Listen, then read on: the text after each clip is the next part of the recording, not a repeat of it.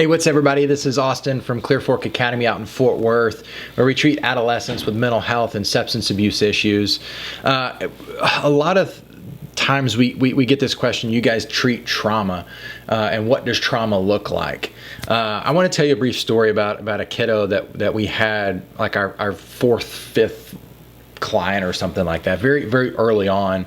It was a young man who was overweight. Wanted to fight, punch, hit everything inanimate or human, distant relationship with mom, distant relationship with really anybody, didn't want anyone to get close to him. So he had this very distant perspective. Thoughts were continually racing all the time. He was in full fight or flight mode every single hour of the day.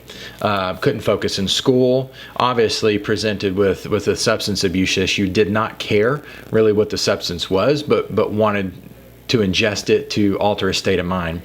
Had a very negative personal relationship with a female, right? So it was a girlfriend, but super maladaptive, codependent, awkward. She was more mentally ill than he was. A lot of different things going on. Resistant to treatment. After multiple attempts of intervention at the school level, at a counselor level, finally got to us in the inpatient level, continued to be resistant to treatment. So much so that on like day 72, he and I are sitting at 10 o'clock at night, going, dude, we've tried all of these things, we've done all this, we've just went down the list of interventions that we have tried to push this like snowball back up the hill, and he was just kind of hopeless, and his prayer, we talked about like a third step prayer and committing, like God's the only thing you haven't tried.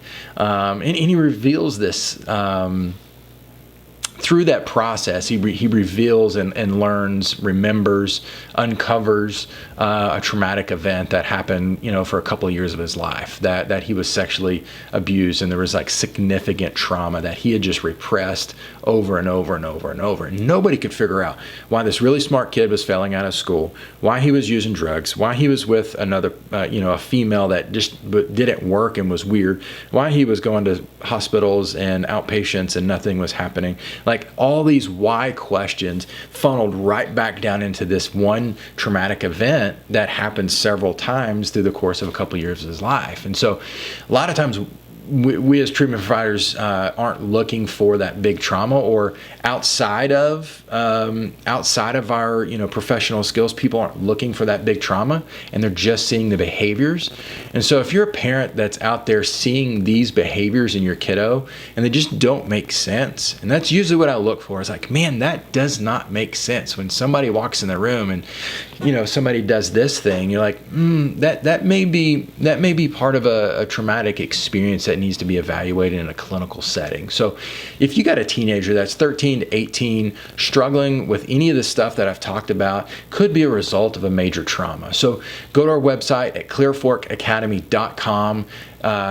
Click on the links there, click on our phone number, give us a call. We'd love to sort this out with you, try to help you guys figure out what's going on with your kiddo. Moms, dads, just be aware, like almost half of our kids right now are experiencing some sort of traumatic event in their life.